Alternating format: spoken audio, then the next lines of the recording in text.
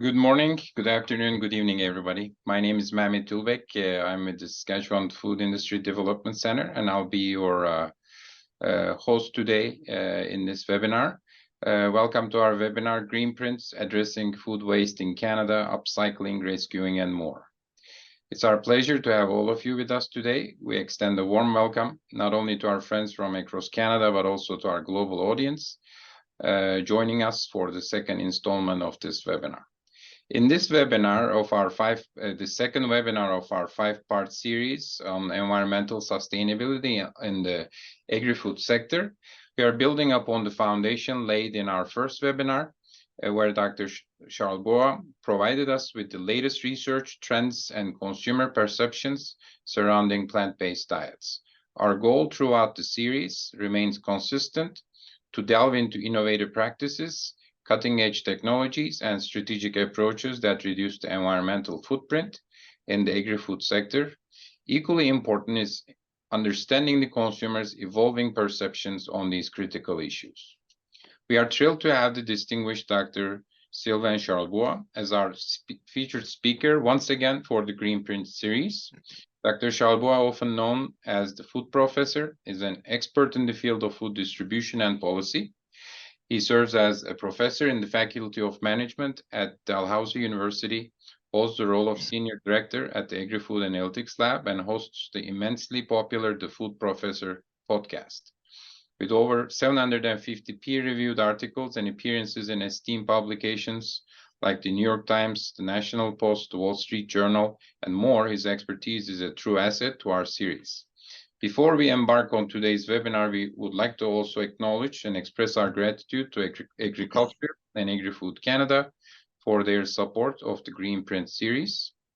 A quick reminder that all webinars are recorded and can be found on the GreenPrints webinar series pages on the Food Center's website, accessible in both English and French. Lastly, a housekeeping note: please use the QA box to submit your questions.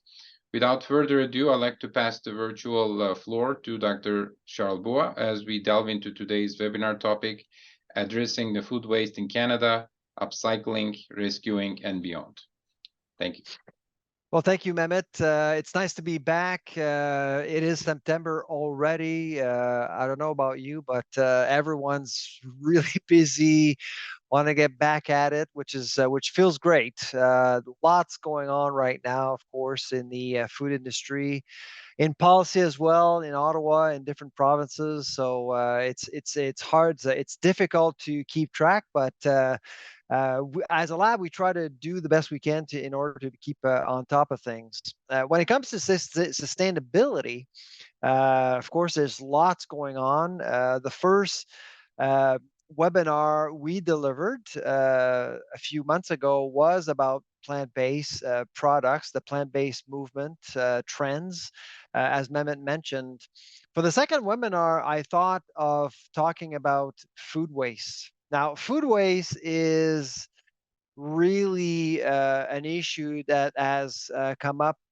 Really, well, food waste has always been an issue, but really it's been popularized as an issue, I'd say probably about a decade ago, or maybe 15 years ago, starting to look at numbers. I'd say that the most critical report that we actually did see about food waste in Canada was about a decade ago. It was produced by a group called VCN. Dr. Martin Bush, who's a friend of mine, he's been great at looking at food waste across the supply chain, and he basically brought forward some really strong numbers about food waste. How much waste are we generating as an economy? And frankly, it's been concerning. I mean, some of the numbers out there are really concerning, and so that's why I think since then, the last decade, we've had discussions about food waste, but we've gone through cycles as well.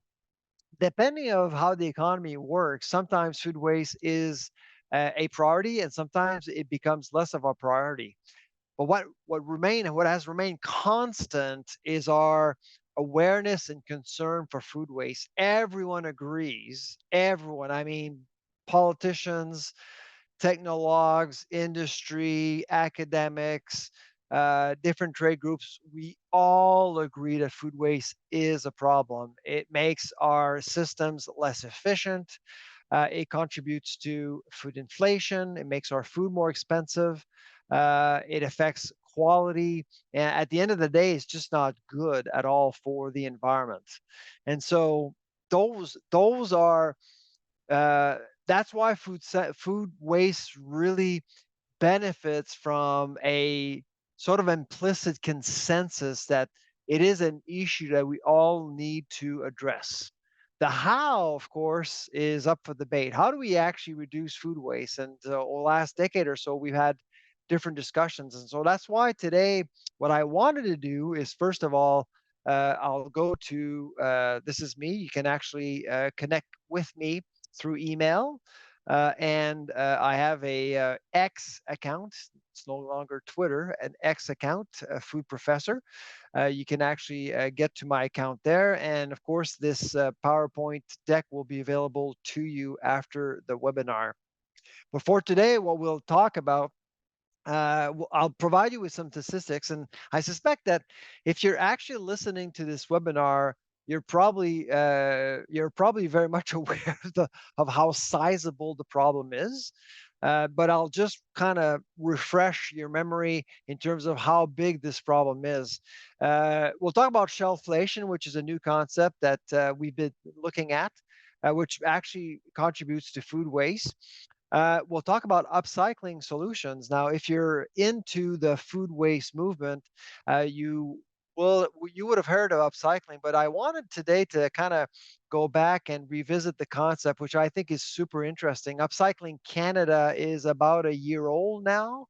You can actually get certified by Upcycle Canada. It's a great organization, and it provides some great support to companies as well to basically make your products more sustainable. And of course, upcycling is about reducing waste across the supply chain. And finally, we'll talk about consumer perceptions of food and quality, sustainable practices. And I actually have some comments about some of the things that are going on right now in Ottawa on policy, packaging, food waste, and I'll also chat a little bit about AI. What AI can do to help us deal with food waste. So let's start here. This is the number that I think is the most impressive. If food waste basically prevents us from feeding 2 billion people on Earth, that's a lot. That's a big deal. And of course, food waste will, uh, reasons why we waste food will vary between countries depending of say the climate. It depends of the technology you have access to, of course. Cold chain technologies in North America are pretty predominant compared to other places around the world. So that's why food waste is essentially uh, a a big issue globally, but reasons and causes do vary from one place to another. As a mentor of new companies, I tend to really see some neat areas, some neat technologies that actually can help reduce waste. And there's one example, a company we've been working with for over a year now, a fascinating technology, a packaging technology, which allows uh, food to be kept at room temperature for 2 years. Can you imagine? So let's say, for example, you're in Asia, you want to ship meat, pork, beef to North America. You don't need a cold chain. So think about the environmental footprint there. And of course, you don't really lose anything. There's no shrinkage, which really helps stabilize prices across the supply chain. So those are some new technologies that really are being developed. But as soon as you, and this is really what R&D is doing to the market.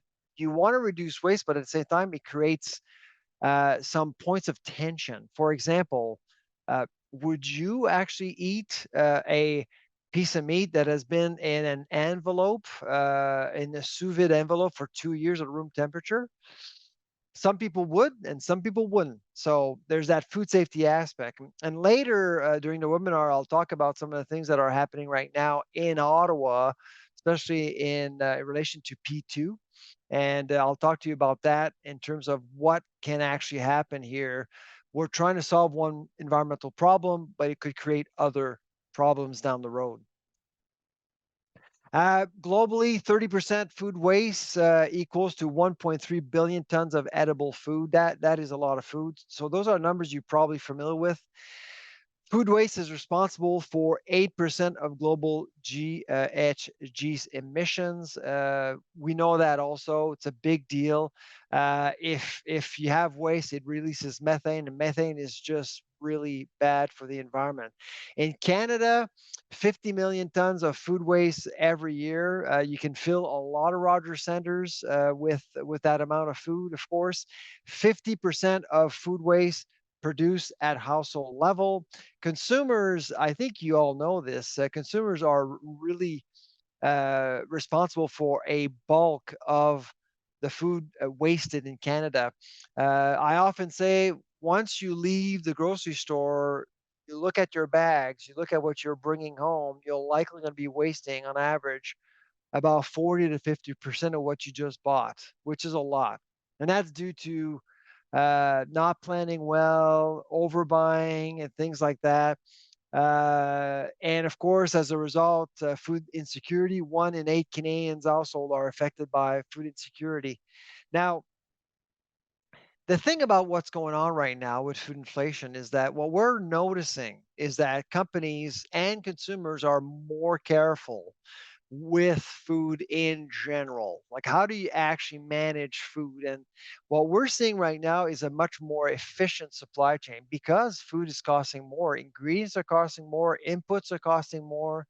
And so people are a little bit more careful. They actually try to make things a little bit more efficient, which is really interesting. So when the cost of food goes up, you tend to see a much more frugal marketplace, yes, with consumers, but you also often see a much more efficient supply chain reducing waste. It is really the best way to reduce costs.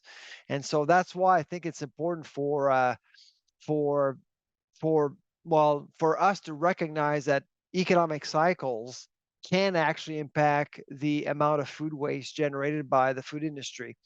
Particular global population reaching 9.8 billion people by 2050. Of course, one way to actually make food systems more efficient is by reducing waste. I think we all know that, but how do we do it is the key. Understanding shelflation. Well, how do you actually understand logistics? Shelflation is a term that is fairly new. If you haven't heard, it's really about how supply chains impact the shelf life of products.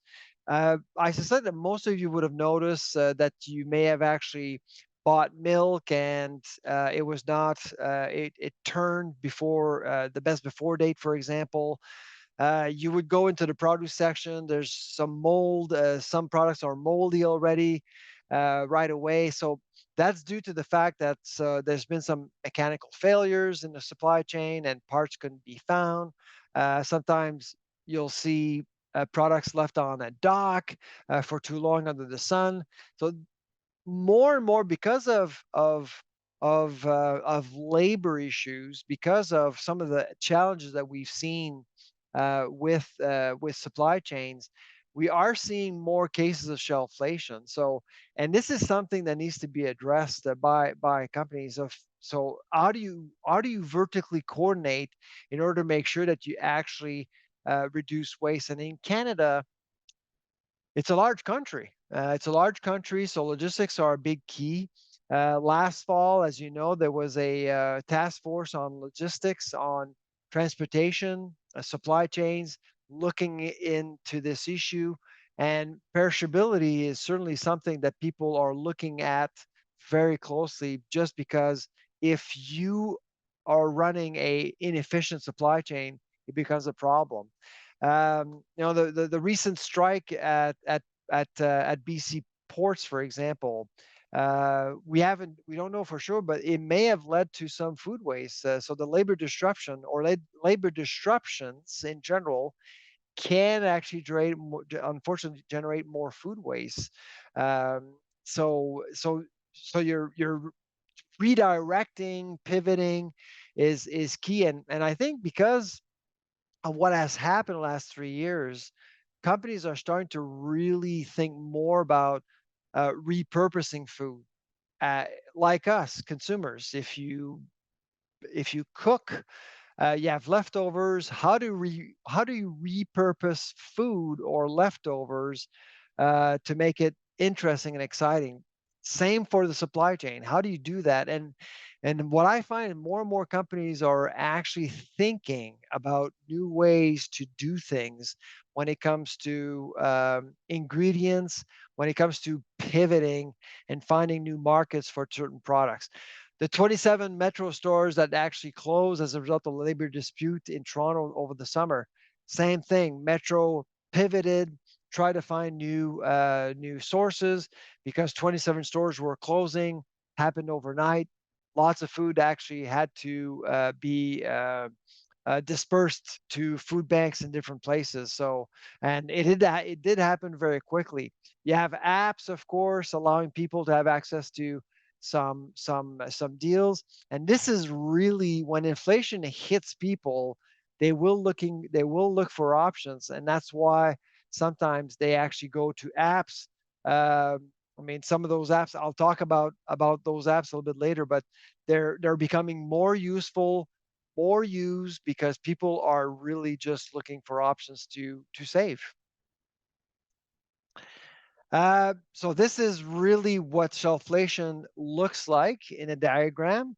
And my guess is that if we don't really invest in logistics, and frankly, I actually find that in Canada, we don't value logistics or supply chain management as much as we should. This is going to become a bigger problem.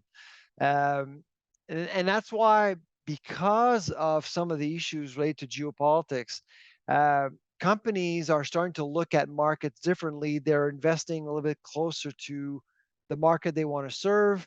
They're thinking differently about global supply chain as a result of shelflation, as a result of the carbon market as well. The carbon market is becoming a reality for a growing number of companies. So, how do you service a market, making sure that you don't compromise your competitiveness and you don't really generate more waste? Well, the one way to do it is to look at the supply chain very differently. Where do you produce? Where do you distribute?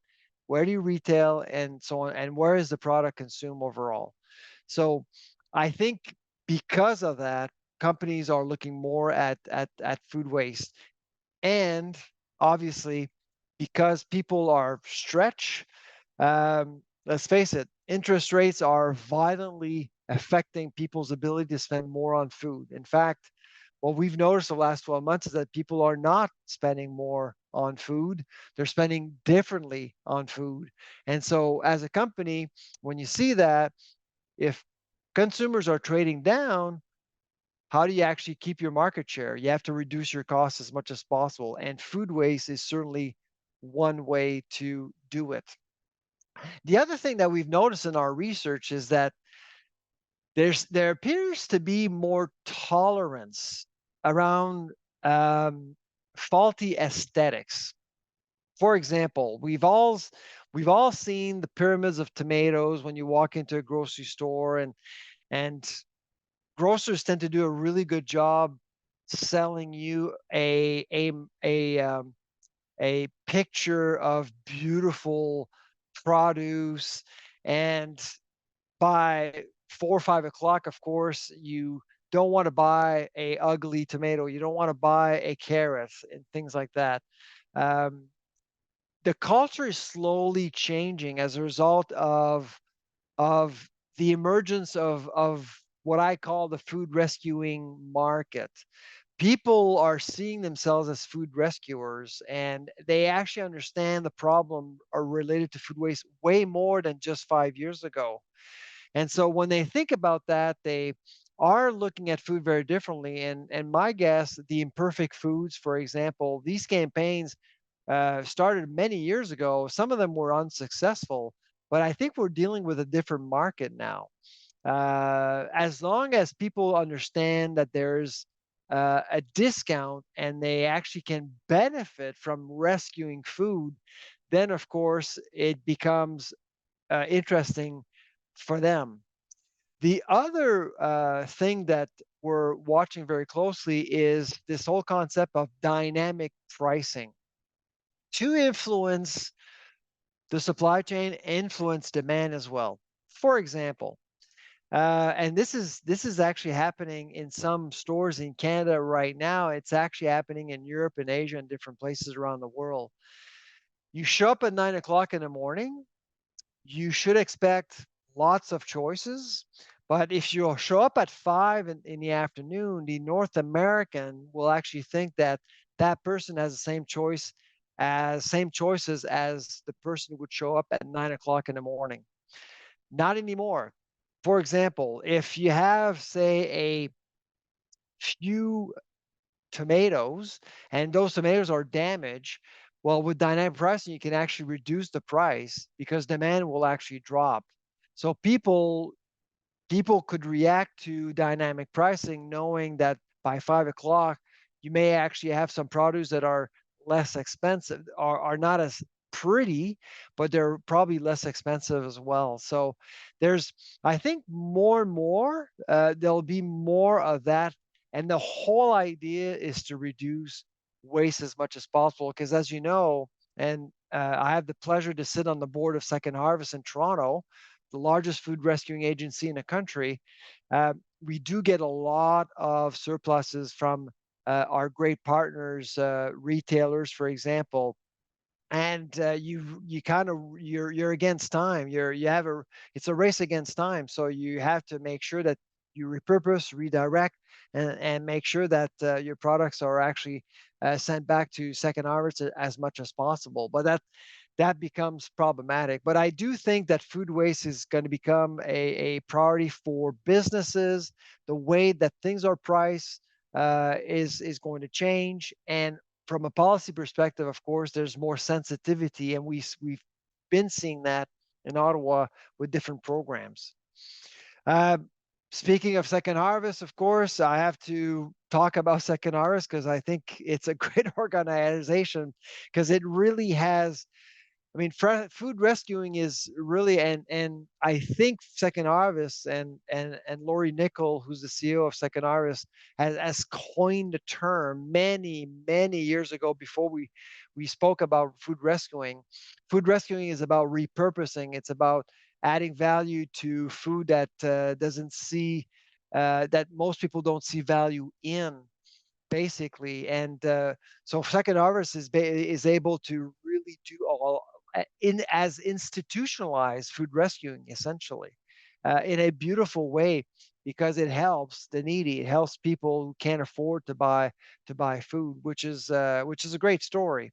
Uh, so this concept is becoming more individualized. So again, like I said earlier, a lot of people are seeing themselves as food rescuers as well, to save money, yes, but to also to save the planet, thinking, okay, there are many benefits to grab something that wasn't sold or grab something past its best before date. Because as you know, demand for products uh, which would have a best before date that is past becomes less desired in Canada, which is, I'm sure you know, is ridiculous because best before doesn't mean bad after. But we've been ingrained with that philosophy, unfortunately. And what I'm what I'm happy to say to you today is that there appears to be some momentum towards educating people in terms of what those best before dates actually mean at retail, where people actually buy the food. So when people go buy food, they don't just buy food, they buy time. And and I think grocers know that. Every time you see someone going to the dairy section and reach out to the end of the shelf to make sure that the best before date is as far as possible compared to bottles that would be at the front. You're basically buying time. So, but is it really that necessary? And this is something that I suspect I'm expecting over the next 6 months. I'm expecting some new programs that actually allow that would allow Canadians to better appreciate what those dates actually mean. And that can actually lead to less waste, more education, less waste. Not for everyone. We actually did a survey recently on best before dates. Only 27% of Canadians would actually eliminate best before dates, unfortunately. So that's not a lot. So three-quarters of Canadians want those best before dates on packages. So how do you actually empower consumers with good information while keeping dates there? That's where we are at right now. And I think we're going to see some exciting things over the next 6 months coming from, well, different places. So that's great. Let's talk about upcycling. Pretty excited about upcycling. I don't know if you're familiar with upcycling, but basically upcycling, it's about grabbing ingredient surpluses across the supply chain and repurposing them and make new products. And we've seen upcycled products in other fields than food over the years. So we're just starting to see more upcycling products coming into the market in Canada, actually. And so those are actually two examples that I've noticed in recent weeks that I wanted to share with you. So you have Outcast Food rescuing produce from landfills. I don't know if you've seen these products, but Outcast Food is really about upcycled foods, grabbing leftovers in different places, repurposing them. This is about really looking at the entire life cycle of a product. And so Outcast Foods basically uh, grabs negative externalities, if you will, surpluses, waste in different parts of the chain, and actually creates a valuable branded product for the market for consumers to appreciate. Now, typically, price points for these products are higher than average, but the reason why these products are often successful is that they cater to people who do see the value. Because there's more awareness around food waste now than, say, 10 years ago, people actually see the value. There is market currency in empowering consumers to reduce waste, which is why I think upcycling or upcycle foods will only grow in popularity. Um, Another new product, and it just got launched, I believe it was a few months ago. It's called Rebond Quebec. It's upcycled malted cereal. And so it's there's neat packaging around that, but again, grains, leftover grains that weren't necessarily good enough for some manufacturers. Rebond is about basically creating a new cereal with waste, and this is a new product. But my guess is we're going to start seeing more of these products being certified and commercialized in Canada. And the whole idea behind these products is to reduce waste as much as possible. Consumer perceptions. So campaign to inform the public about best before dates. Again, as I told you, this is something that is coming. Again, I can't really give you more details, but I think it's needed in Canada because it does generate more food waste. In the literature, in the scientific literature, there are two things that are actually making consumers waste more, and consumers are, I think, a good target if we're talking about reducing waste. Best before dates and bad food management at home. So you'll basically go to the store, you're overbuy, you'll forget what you have at home, or you buy things You bring home, you forget what you have, you go and travel. Especially right now, people are adopting a new normal. This fall, for the first time, really in a few years, we're going through a normal fall, if you will, and people are still trying to figure out their lifestyle. And employers are pushing employees to come back to work physically. Some of them are forced to do so. When you've been spending several months, a few years at home, you got habits. As soon as you change habits, you will generate food waste, because all of a sudden you miscalculate what you need, you miscalculate how you manage your food and things like that. So unfortunately, over the next whenever these things happen, these black swan events, it does generate more waste, unfortunately. Um, Pollution prevention planning notice for primary food plastic packaging. This is again, more and more companies are thinking about ways to inform the public, empowering the consumer, and I think it's something that we're going to see more often. If you empower the consumer, you inform the consumer, um, it becomes more out there, and companies know, and so you can actually capitalize on that information, or awareness, when you actually commercialize your products. When I was at Cial in the spring in Toronto, there was a lot of that going on. So the word waste, sustainability, it was very much there. We heard a lot of different products often being commercialized by I guess broadcasting sustainable virtues related to food waste and supply chain efficiencies, which I think is what people are looking for now.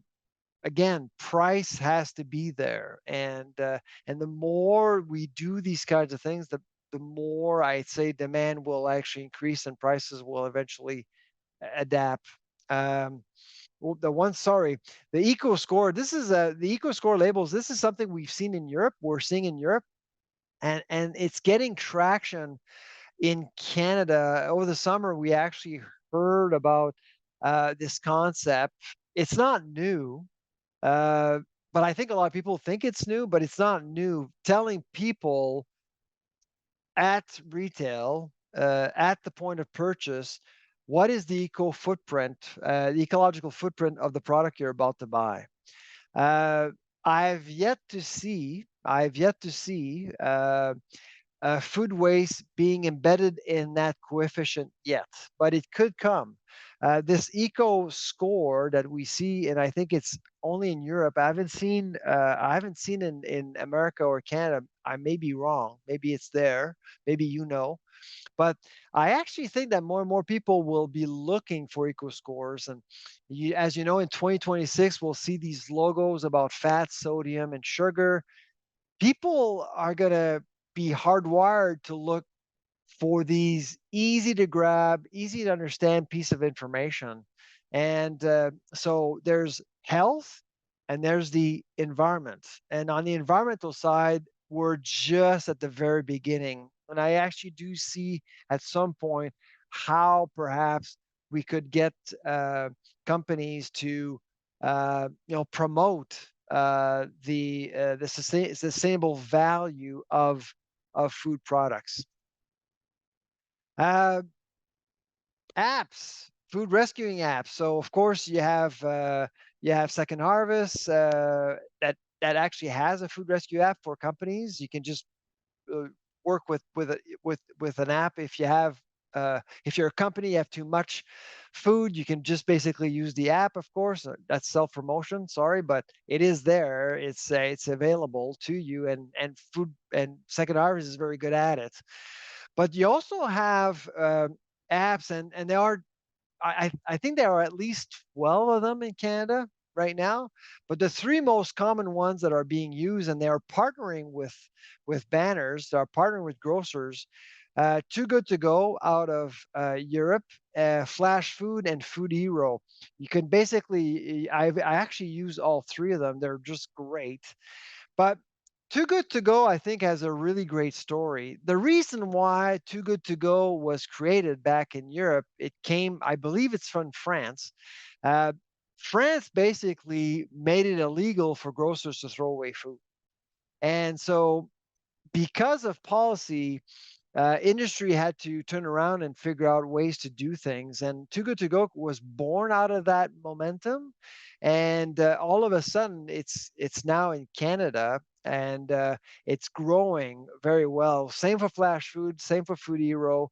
All of these apps are there to allow consumers to save money, and of course they can go to stores and grab discounted products, and discounts are pretty substantial, especially right now with food prices the way they are. People are looking for good deals, so those deals are really, really important for consumers, and that's why they're becoming more popular. Independent food rescuing initiatives like Feed It Forward. Uh, so those are retail initiatives, and you have different stores rescuing food, reselling, cooking with food at a different scale than say Second Harvest. But again, there's more awareness. There's more awareness. It's not food waste 10 years ago was the big elephant in the room. Not anymore. Not anymore. People actually are openly talking about it. It's okay to talk about it. It's like shrinkflation, for example. And this is the one thing that I find funny about shrinkflation. People are upset with shrinkflation. Oh my God, we're reducing quantities, keeping the same price. That's what shrinkflation is. They play around with the package. The way I see it is it's a strategy, of course, and companies don't want to lose market share, of course. Uh, and we haven't studied this, of course, so I'm just speculating. This is an hypothesis that I have, but shrinkflation could lead to less food waste. We buy too much food. In North America, we buy a lot of food that we don't need, and as soon as food prices go up, what we're noticing in the market is that people are buying less and less food at a time, and uh, and so those are things that really matter a lot with consumers in general. Um, Food waste reduction challenge. Of course, farmers lose 25% of their crop due to cosmetic imperfections, and of course, essentially, again, I think this is just the beginning. I actually think that the ugly fruits, the ugly vegetable campaign was a little early many years ago, but I actually think we're dealing with a different marketplace. As long as consumers see the value, can actually see the benefit, it's actually better. So those are things that I see. Of course, I have a podcast, as Mehmet mentioned, the Food Professor. We've actually haven't recorded an episode in 3 months now, so we're actually going to be recording our season premiere, season number 4, next week. So stay tuned. I won't tell you who's our guest. It's a well-known chef, just so you know, and that chef happens to care a lot about food waste. So I'll let you guess who that is. So I guess on that note, I will send it back to Mehmet. Thank you very much for your attention. Thanks very much, Sylvain. Really appreciate this wonderful presentation. Now we have several questions from the audience. I'll start from top going down. The first one is, isn't the federal government investigating the elimination of best before dates on groceries other than baby food and some other items? So I think there's some information out there. Can you comment on that? You tried not to cover that as much, but anything else, any insights you can share? So this person may actually know something I don't. I don't believe there's any appetite, no pun, to eliminate best before dates at this time, or at least I'm not aware that Health Canada is reconsidering that. However, what I'd like to mention is that there's potentially uh, a campaign coming up that may involve the government in terms of educating people in terms of what these dates actually mean, because there's lots of confusion out there as to what these dates actually mean. I think, anyways. Thank you. The second question, there's a craft brewery in Calgary, the Mash, that also uses the spent grain to make their own pizza. I think that that's a great idea. Do you think that kind of in-house upcycling will become more popular? What's holding it back?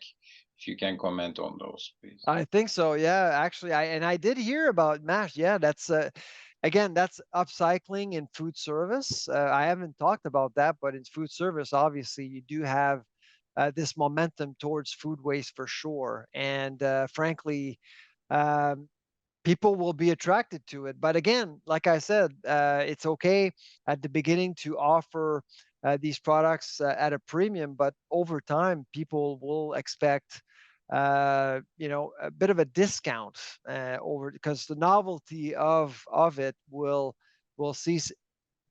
Food rescuing is going to go mainstream at some point. Thank you. The next question is, when using claims like rescuing produce from landfill in upcycled products, has research correlated negative connotations surrounding consumer perceptions of this verbiage? Can you comment on that, like a rescuing produce from the landfill? Rescuing produce from From the the landfill? landfill. Yes, like it claims like that. When the claims used like that, has research correlated negative connotations surrounding consumer perceptions with Yeah. this verbiage? No, it's a good, I mean, yes, of course. I mean, our food safety culture in Canada is pretty darn strong. I mean, let's face it, we just finished a project with the World Bank this summer looking at food safety performances of different nations in the OECD group. Canada is doing very well. And so that needs to be celebrated, but it comes also at a price. People attend expect safety. I mean, it's like buying a car with a safety belt. You're not going to pay more for a safety belt. It comes with the car. People are expecting products to be safe. So as we go and venture looking at rescuing different products, we can't compromise safety. And of course, some consumers will be concerned. Absolutely. Um, but here's the one thing that concerns me, Mehmet. And again, I don't want to share, I don't want to give names or companies. What I'm hearing right now is that not all companies are authentic. Not all companies can be trusted when it comes to rescuing food. I'm just throwing it out there because I'm very concerned about that. As we're trying to figure out how to reduce food waste, there are some companies out there who may actually turn corners a little bit, and that could actually create an issue of consumer distrust, and we don't need that. We can't afford that, especially right now. So, and that's why the upcycling movement to me is a good one, because you get certified, you can actually guarantee to the public, this is what we're doing. We're being audited, so we're above board and things like that. But whenever there's a movement towards something, and in this case, it's food rescuing, I'm always concerned that some companies will take advantage of the situation. That's really the one thing that concerns me the most right now. That's authenticity, ethics will be important. Yep. Thank you.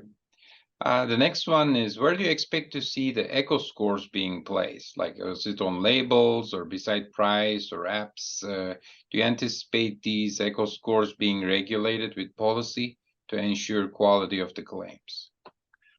Not in the near future, but potentially, yes, absolutely. I think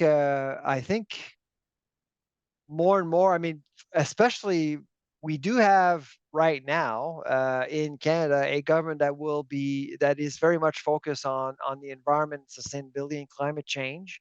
It may not be there forever, but I can't see how Ottawa will move away from recognizing climate change as a problem. And so I mean, this summer has been horrible with wildfires and floods and things like that. Look at BC and the prairies right now. I mean, it's been very dry, and so I think that people are fully aware of climatic risks here, and if food is a big part of our lives, uh, there is momentum outside Canada for sure, like not in the United States, obviously, but in other parts of the world, and we tend to be heavily influenced by some of these policies over time. Not now, but over time. So, is it going to happen today? No, but could it happen over the next, I'd say, 10 to 20 years? Possibly. I agree.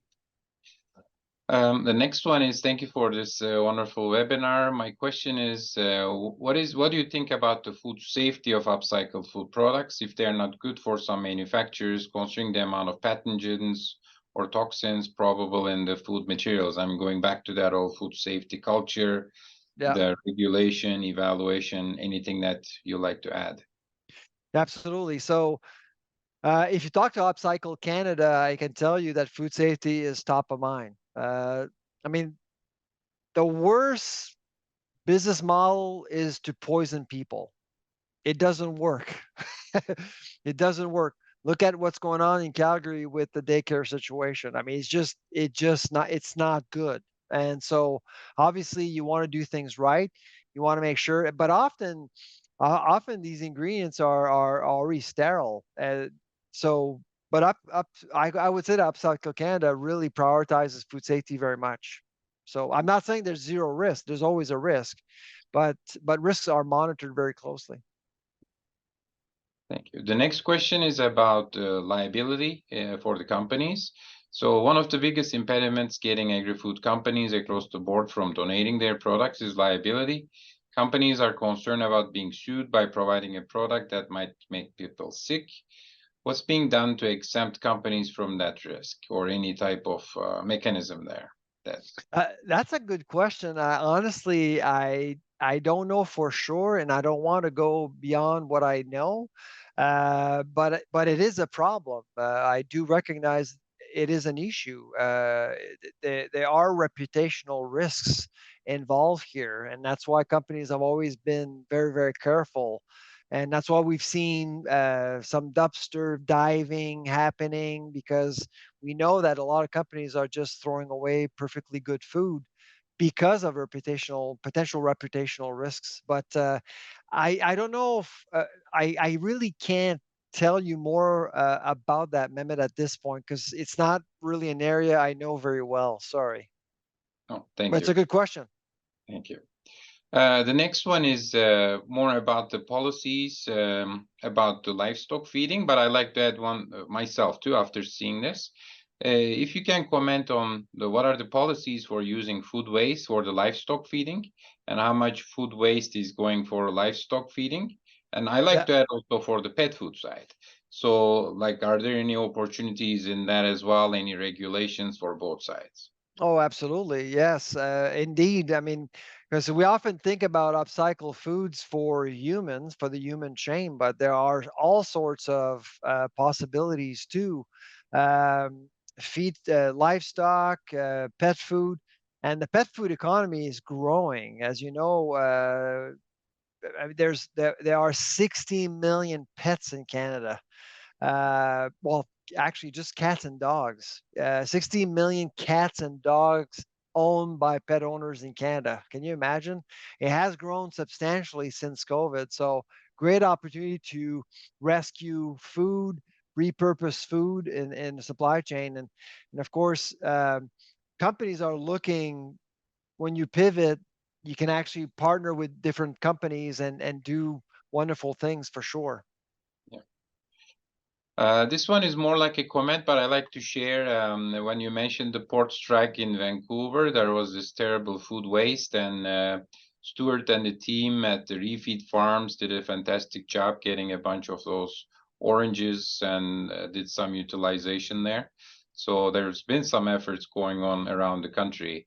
So I think it'll be good to highlight that and acknowledge the efforts around, That like, on the schedule. That's great. I mean, I wasn't aware of that case, but if it did happen, that's awesome. And this is the one thing that I'm noticing more. Companies are aware that wasting food is bad PR. It's just bad PR. And regardless what the story is, whether it's a labor dispute or it's related to our climate, there's a disaster, it doesn't matter. It's just wasting food is just bad PR.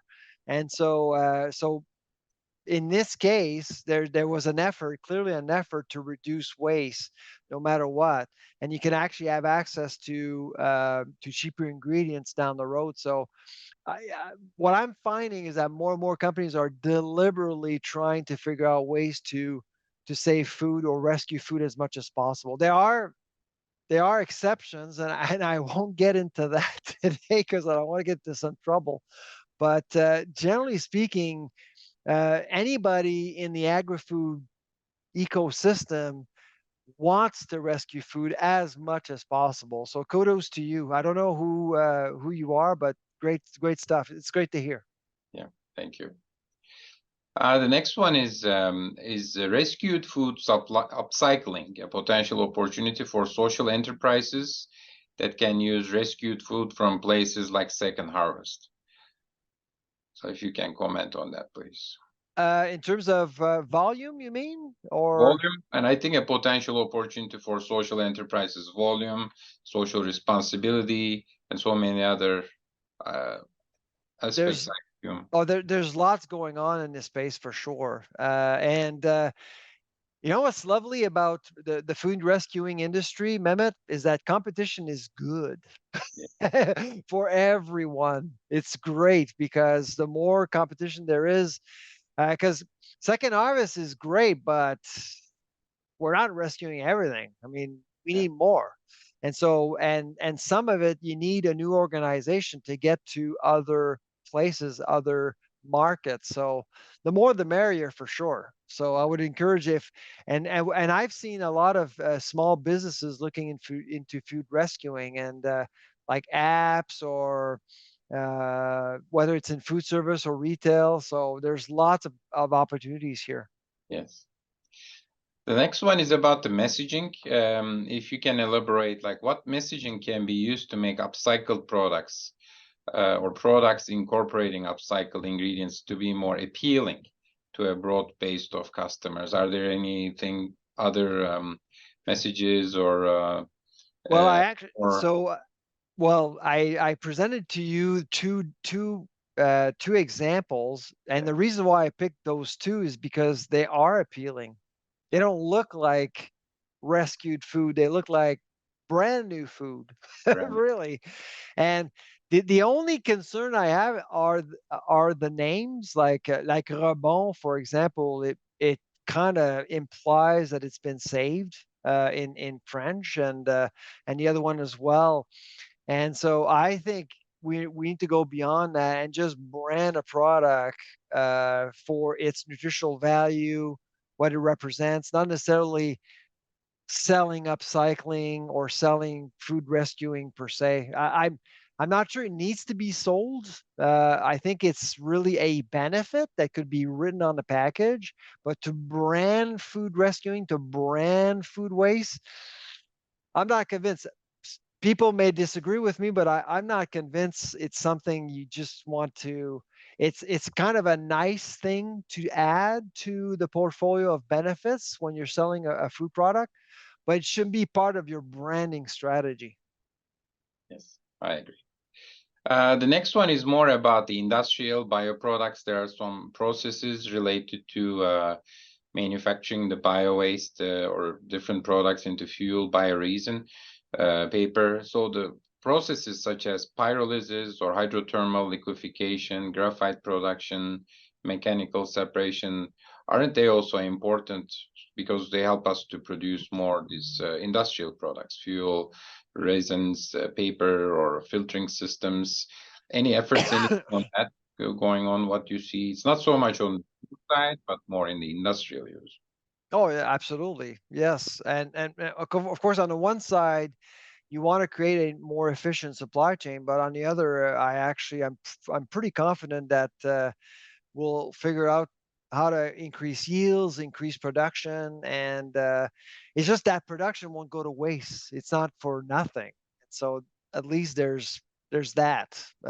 So yeah, no, I do think that I mean, when I mentor new companies, the new ideas that I'm seeing, it's all about sustainability and efficiency, all of it, and reducing waste and making sure we actually produce, the right grape or the right tomato that can actually outlast uh, the logistical pounding that these products get when they're transported all over the world. Thank you.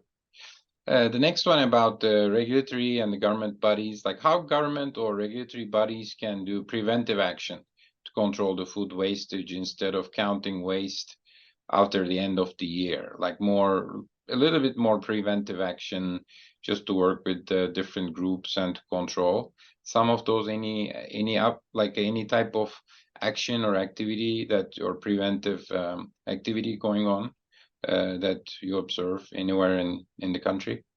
Well, I mean, I think some of it is happening already. Like Ottawa has as a program, even like a competition to get people to think about food waste as much as possible. The program I think is worth $20 million. I thought that was a step in the right direction. Each province will have its own thing as well. So you're seeing, like I said, you're seeing more awareness, and a lot of it has to do with how to deal with externalities, but also how to prevent food waste as well as much as possible. Yeah. Which is why I actually made comments about shrinkflation, because we always see the dark side of shrinkflation, but there may be an upside to shrinkflation as well. Get a lot of appreciation to your presentation, and there's a link about provincial Good Samaritan laws that protect the food donors from civil liability. I'll ask our admin team to Oh, share that's right. Yes, that's a good point. That's a good comment. That's right. Yes, I forgot about that. that to be shared in the chat box here, which I like to share with everybody. Yep. So Good info. that would be a good one to be shared with everybody. So I just shared that. And then one other question is, in Canada, which food sector, plant-based or animal-based food production, contributes more to food waste and has a larger carbon footprint? What strategies are being implemented to address these issues in the Canadian food system? I don't know if any data, anything that you looked at, Sylvain, on the Well, yeah, it's animal-based produce is number one. produce. Yeah, produce is number one. In fact, actually, I forgot to mention. So I'm sure people who are listening in are familiar with the federal P2 initiative, which is the pollution prevention planning notice that was sent out this summer. Uh, this is my fear. So yes, we're addicted to plastics and we want to reduce plastics. But at the same time, there is a study that was actually conducted by Dr. Martin Gooch, who's a friend of mine. He estimates that if we don't really rely on plastics, we could lose by as much as $2.5 billion worth of produce that we actually import, and we import for $7 billion a year. So whenever you think about, you know, dealing with some issues related to plastics or other issues, you may actually end up generating more waste, and we need a balance between the two. So this is one other concern that I have right now. So P2 is a great idea. It's an important thing to reduce our dependence on plastics as much as possible, but it's got to be done right, or else we can end up seeing more waste generated down the road. But at the same time, if we are to see more waste, what new technologies can we develop to reduce, to offset um, these new ways? So that's why this battle is not over. We're just at the very beginning. We're going to see more of these changes, retail or in processing, in farming, and that potentially lead to more food waste. And we need to make sure we're ready to absorb those waste shocks. Yeah. And the last one, just to address before we close, if you can just comment on the compost efforts within the processing retail to handle food waste. You mentioned that produce is number one. Are we seeing a lot of these products going into compost or other type of activities? Compost with the households, like Yeah, consumers. or even like the greenhouses or other type of potential or Yes, mushroom I production. think what I don't know if any cities are listening in, but what I find is that about 10 years ago, cities tend to were kingdoms. They were very protective of their composting facilities. They were very specific in terms of quality, so they were rejecting a lot of things. And because of that public pressure on food waste, I think there's that cities are more accommodating, if you will. So whenever companies are looking at developing a compostable package, for example, there's been some disasters. Don't make me wrong. I mean, the Sun Chips example many years ago was a disaster. It didn't compost in 14, it didn't break up in 14 weeks. And so, but since then, we've seen really neat new technologies like the compostable coffee pod, for example, that is sold by Club Coffee. That's certainly one thing that municipalities are more, uh, they're more willing to accommodate. So there are more opportunities to compost than before. Thank you, Sylvain. And again, there are a couple more questions coming, but time-wise, about it's 10:02. So thank you very much for your time. And again, it's been wonderful to have you in this second webinar.